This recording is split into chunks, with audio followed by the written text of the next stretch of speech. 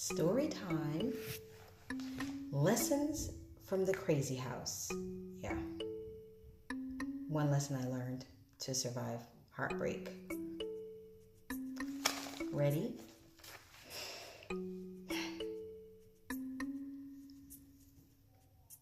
So I walk in and my lover is rubbing oil on another woman in our room.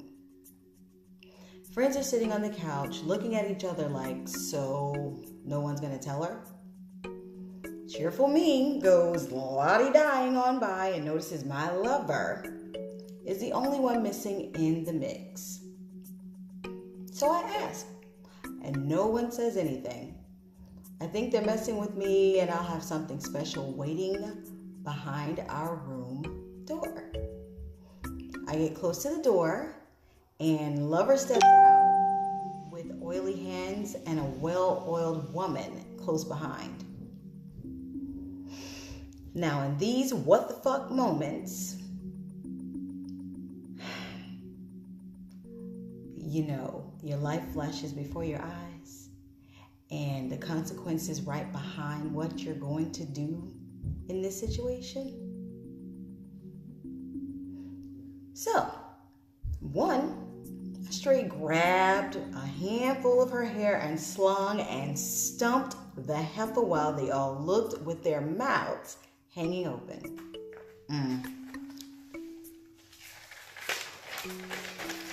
Two, I punched lover in the fucking face.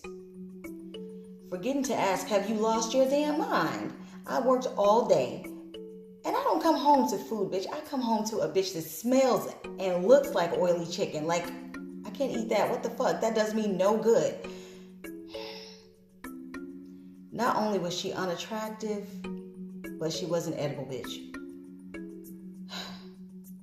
3, turn around and walk the fuck out in tears. But my stupid in love ass had nowhere to go. So,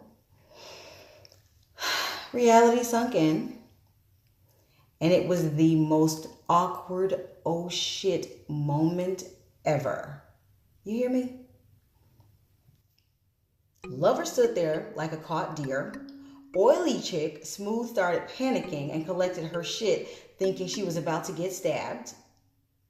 And the friends got up like the club scene out of The Color Purple. Well, time to go. And me?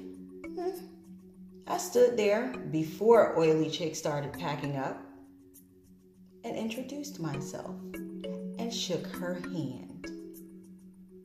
Because in the face, you stand with grace. I cried myself to sleep that night. I did. Because lover had the audacity to get pissed at me for feeling some type of way about what happened. Really? Typical.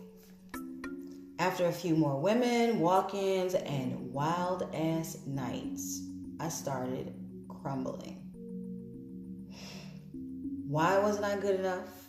How much more could I give? And when I tell you I was working, okay? I had been alienated from my family at this point because me, extra dedicated, I just cut myself off from everyone, thinking, that was the thing to do. I had no one to talk to really because after a while, people don't want to hear it anymore, okay? So I felt like I didn't have any friends.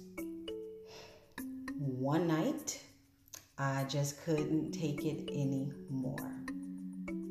There was extra plates in the sink when I got home. And I hadn't eaten.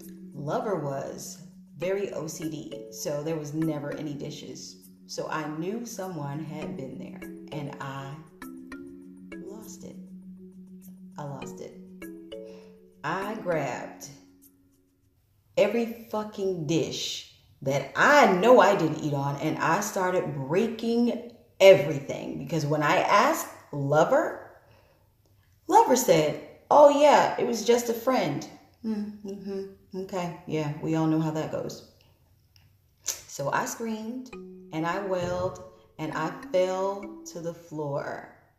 And then I got angry, which is how everything got broken and I got cut up. I was inconsolable. And Lover looked like they'd seen a ghost.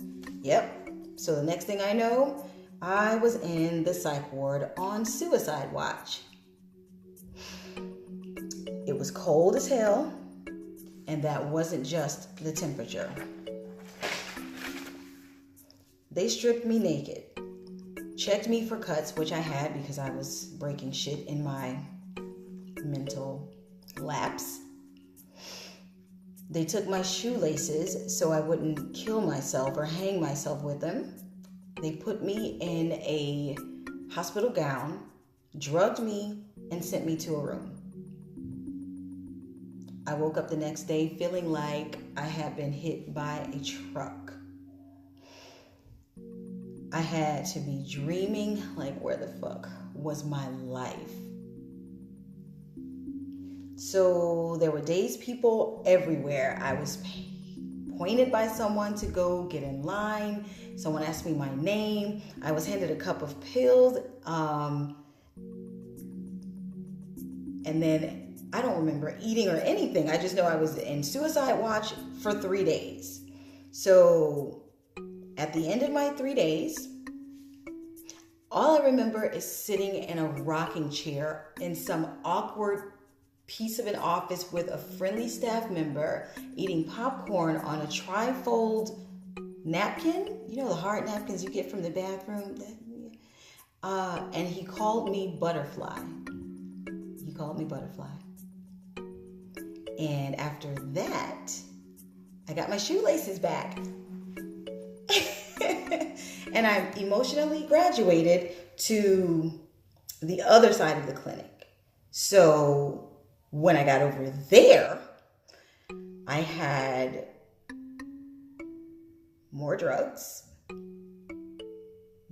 even crazier roommates. Like, seriously, my roommate stood in the middle of the room naked and told me that Jesus was her pimp on the corner. I kid you not. It was cold as shit in there. The fuck? That's how you know people crazy. Look. And yeah, no visits from Lover. Now, I had more pills, evaluations from psychiatrists. Yep, I was diagnosed. I had group counseling and mandatory walks around the clinic with the group. I made friends. Now, I spent a total of 8 days in the crazy house and no visits from Lover. 8 days. And why? Because at the point of breaking, I had lost myself. 3 days on suicide watch. And this is tough. So 3 days on suicide watch because I gave what I didn't have to give, which left me at a deficit. 8 days because I compared my value against the dirty deeds of others. You hear me?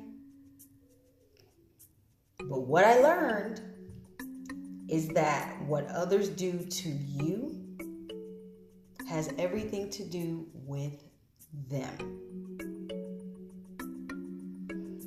Lover didn't value self enough to be honest, to not continuously be intimate with others, to deal with the pain one carried. Lover's behavior was how Lover punished herself for being newly out of the closet and consumed with guilt, along with molestation issues. It had nothing to do with me.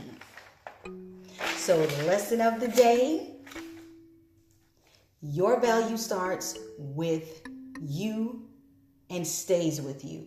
You hear me?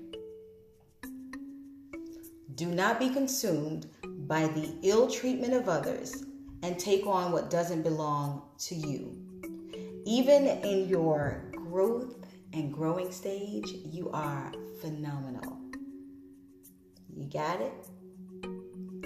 There's more to the story. I'll tell that later.